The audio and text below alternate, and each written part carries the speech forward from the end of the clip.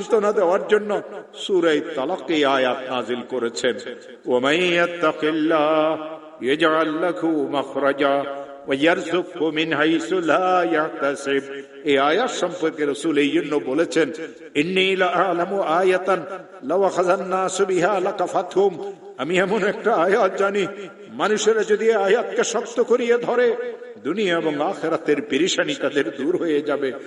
ওয়া তালা রাসূলুল্লাহ সাল্লাল্লাহু আলাইহি ওয়াসাল্লাম وتلا رسول الله صلى الله عليه وسلم ومن يتق الله يجعل له مخرجا يحتسب।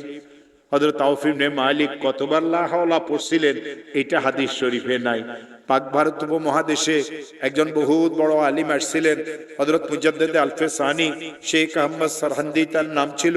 তিনি তার কিতাবে আমল শিখাইছেন, কোন মুসলমান যদি ঋণগ্রস্ত হয়, এত ঋণ হয়ে গেছে, আদায়ের কোনো ব্যবস্থা নাই, খেতে ফসল হয় না, দোকানটা অচল হয়ে গেছে, ছেলেটা বিদেশে গিয়ে ফাঁসিয়ে গেছে, থাকতেও পারে না, আসতেও পারে না, 2-3টা মেয়ে ঘরে উপযুক্ত, কারো বিবাহ হয় না, একটা মেয়েকে বিবাহ দিয়েছিল, তালাক নিয়ে মেয়েটা ঘরে চলে আসছে, ছেলেটা খারাপ ছেলেদের সাথে মিশিয়ে মদ জুয়ার অভ্যস্ত হয়ে গেছে। এই লোকটার পেরেশানির কোনো শেষ নাই, অনেক মামলা মোকদ্দমা তো সে ফাঁসিয়ে গেছে। হযরত মুজাদ্দিদ আলফে সানি বলেন, কঠিন থেকে কঠিন বিপদগ্রস্ত মুসলমান যদি ইশারের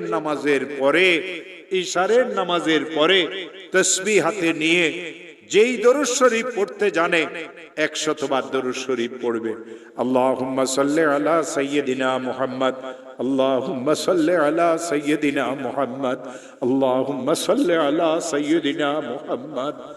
আর 400 লা কুওয়াতা ইল্লা বিল্লাহ একবার পড়বে, লা হাওলা ওয়ালা কুওয়াতা ইল্লা বিল্লাহিল আলিয়্যিল আযীম। আবার 100 বার দরুদ শরীফ পড়বে, হাত পাতিয়ে বলবে, আল্লাহ আমি তো মামলা মোকদ্দমায় ফেঁসে গেছি। হাত পাতিয়ে বলবে, আল্লাহ আমার মেয়েগুলির তো বিবাহ হচ্ছে না। হাত পাতিয়ে বলবে, আল্লাহ আমার একটা মেয়ে তালাক নিয়ে ঘরে চলে এসেছে। হাত পাতিয়ে বলবে, আল্লাহ আমি মামলা মোকদ্দমাতে ফাঁসিয়ে গেছি।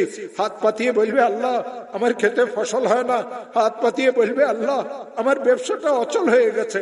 হাত পাতিয়ে বলবে, আল্লাহ আমি সন্ত্রাসীদের দ্বারা কবলিত। হাত পাতিয়ে বলবে, আল্লাহ আমার ছেলেটা তো বিদেশে গিয়ে ফাঁসিয়ে গেছে। হাত পাতিয়ে দিয়ে বলবে, আল্লাহ আমার আরেকটা ছেলে তো অনেক খারাপ হয়ে গেছে, আমাকে মারধর করতে চায়, মাওলা তুমি আমাকে বিপদ থেকে মুক্ত করে দাও। আমার হাতে কোরআন আছে। দেওবন্দ মাদ্রাসার একজন বড় মুহাদ্দিস হযরত মাওলানা মুফতি আমিন সাহেব পালানপুরি, তিনি আমাকে আমল শিখাইছেন।